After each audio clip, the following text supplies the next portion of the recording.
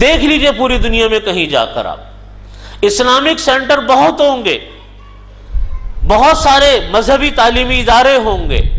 لیکن ان تعلیمی اداروں کے اندر صحیح رخ کے اوپر دین کا کام ہو، وہ آپ کو اگر نظر آئے گا تو ان بر صغیر کے علماء آپ کو نظر آئیں گے کام کرتے ہیں۔ یوں تو جرمنی والوں نے بھی یا ترکی والوں نے بھی اپنے بڑے ادارے بنائے، لیکن سنت کی رمق نظر نہیں آتی، نہ داڑھی امام کے چہرے پر، نہ کوئی سنت کا اہتمام، نہ کوئی لباس پوشاک، بالکل ایک آزاد منش ایک آدمی ہے، اس نے آ کر نماز پڑھائی، ایک اپنا جبہ پہنا، سر کے اوپر ایک پگڑی رکھی اور نماز پڑھا دی، بعد میں وہ بھی آپ کو 3 پیس سوٹ کے اندر نظر آئے گا جاتا ہوا مسجد سے باہر۔ کوئی روحانیت، کوئی دین کی رمق، کوئی سنت کی رمق آپ کو نظر نہیں آئے گی، اس لیے کہ وہ ماحول میں پروان نہیں چڑھے جو ماحول ہمارا یہاں موجود ہے، جو ہمارے مدرسوں کا ماحول ہے، ہمارے اداروں کا ماحول ہے۔ اس ماحول کے اندر پروان چڑھے ہوئے لوگ وہ ایک خاص سنت کے مطابق کام کر رہے ہوتے ہیں، سنت کے طریقے سے کام کرتے ہیں۔ یہ ماحول آپ کو کہیں نظر نہیں آئے گا سوائے ہندوستان، پاکستان، بنگلہ دیش کے علماء یہی نظر آئیں گے۔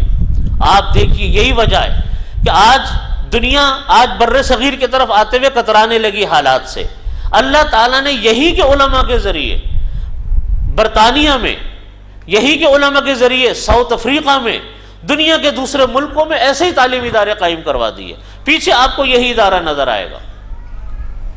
پیچھے انہی مدارس کا اثر نظر آئے گا۔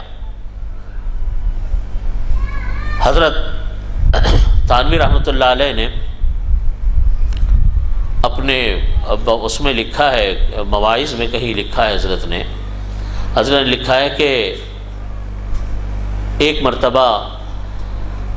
حضرت شاہ اسماعیل شہید رحمۃ اللہ علیہ گزر رہے تھے دیوبند کے علاقے سے، اس وقت تک دارالعلوم دیوبند قائم نہیں ہوا تھا، تو وہاں سے جب گزر رہے تھے تو گزرتے ہوئے رک گئے۔ جہاں آج دارالعلوم دیوبند قائم ہے، یہاں پر ایک کوڑی کا ڈھیر ہوتا تھا، جب تک دارالعلوم دیوبند نہیں بنا تھا کوڑے کا ڈھیر تھا۔ تو حضرت شاہ اسماعیل شہید رحمۃ اللہ علیہ رک گئے اور رک کر تھوڑی دیر دیکھتے رہے اس کوڑے کے ڈھیر کو، اور دیکھ کر فرمانے لگے پتہ نہیں کیا بات ہے، مجھ کو اس کوڑے کے ڈھیر سے انوارات اٹھتے ہوئے نظر آ رہے ہیں۔ اور اس کے بعد دارالعلوم دیوبند قائم ہوا۔ اللہ رب العزت نے کیا برکت عطا فرمائی اس دارالعلوم دیوبند کے کام میں کہ آج آپ دیکھیے یہ جتنے ہم یہاں بیٹھے ہیں، دنیا میں کہیں کوئی بیٹھا ہو، کہیں نہ کہیں سے سلسلہ جا کر جڑے گا ادھر ہی۔